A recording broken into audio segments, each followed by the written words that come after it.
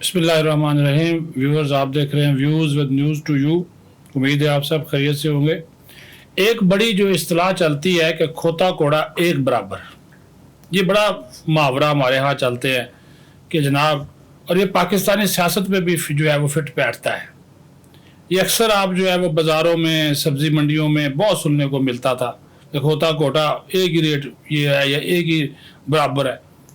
अक्सर फुटपाथ पर जो सामान लगाकर बेचने वाले हैं ना, वो भी वही आवाज़ लगाते थे, अभी भी लगाते हैं कि खोता कोड़ा एक बराबर है। जहाँ पर सेल लगी हो गई वो लोग भी यही आवाज़ लगाते थे, लेकिन इस बात की ख़ास समझ नहीं आती थी। लेकिन मैं कुछ चीज़ें जो है वो आपको समझाना चाहूँगा कि जब पाकिस्तानी सियासत में इमरान खान तब्दीली का नारा लेकर आया तो फिर उन्होंने क्या किया, फिर एक कौम यूथ बन गई जिनको यूथिये कहते हैं। एक जैसी तकरीरें की, कंटेनर पर चढ़े, धरने दे दिए, और फिर आप ये देखें कि 9 साल से मसूफ जो है खैबर पख्तूनख्वा में हुकूमत कर रहे हैं।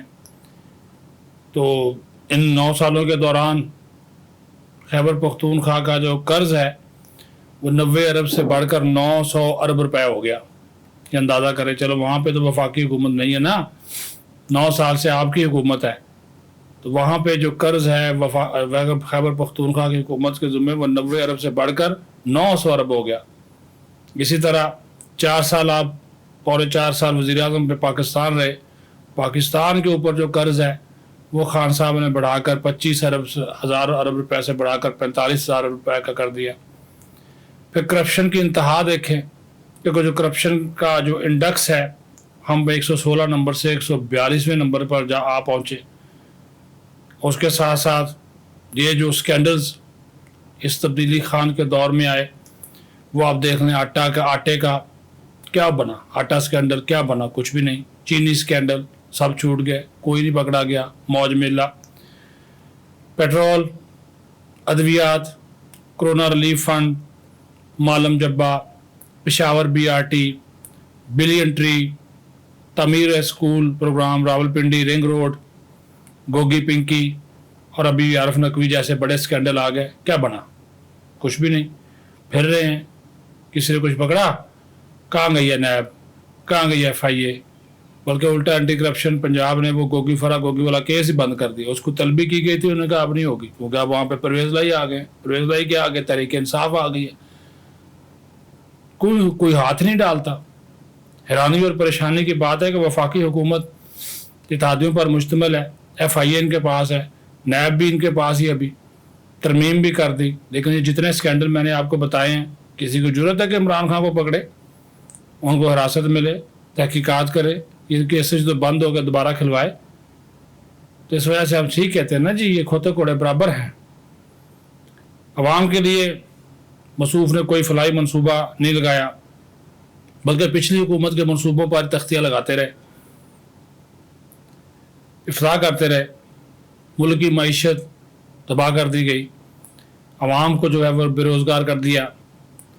और मुल्क जब दिवालिया होने के करीब हुआ तो एक नया बयानिया इमरान खान को याद आ गया जब उनको हुकूमत से निकाला गया।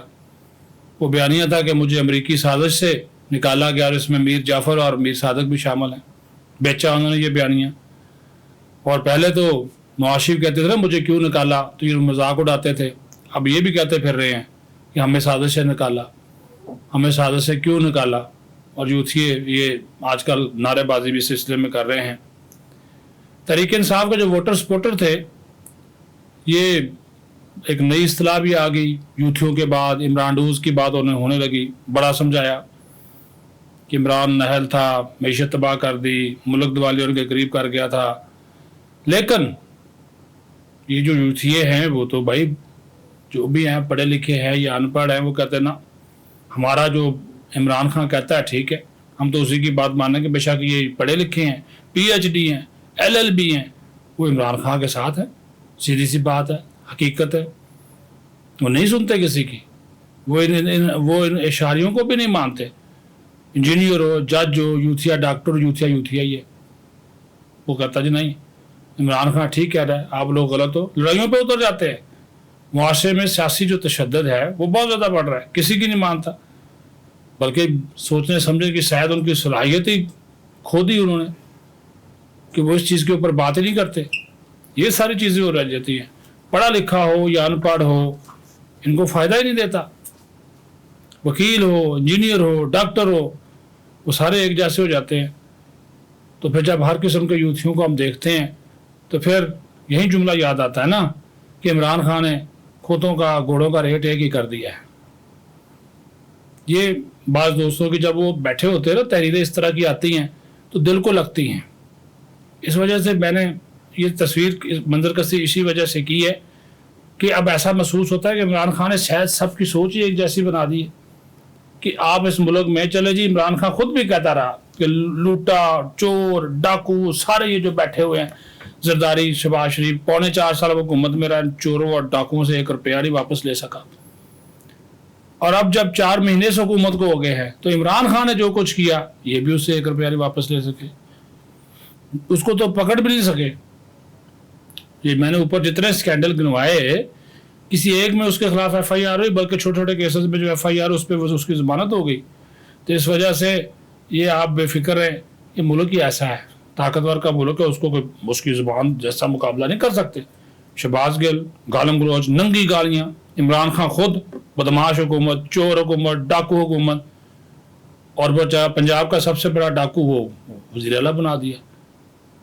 صادق اور امین کا خطبہ، یعنی کہ جو اپنے آپ کو صادق اور امین کہتے تھے وہ پنجاب کے سب سے بڑے ڈاکو کو انہوں نے وزیر اعلیٰ بنا کے رکھا ہوا. اور اس کا تحفظ ایک ڈاکو کا تحفظ ایک صادق و امین کر رہا ہے. ماشاءاللہ یہ سیاست ہے پاکستان کی. اس وجہ سے یہ جو کچھ بیان کیا ہے اگر کسی کو کچھ سمجھ آ جائے تو ٹھیک ہے، نہ سمجھ آئے تو اللہ حافظ. پاکستان زندہ باد.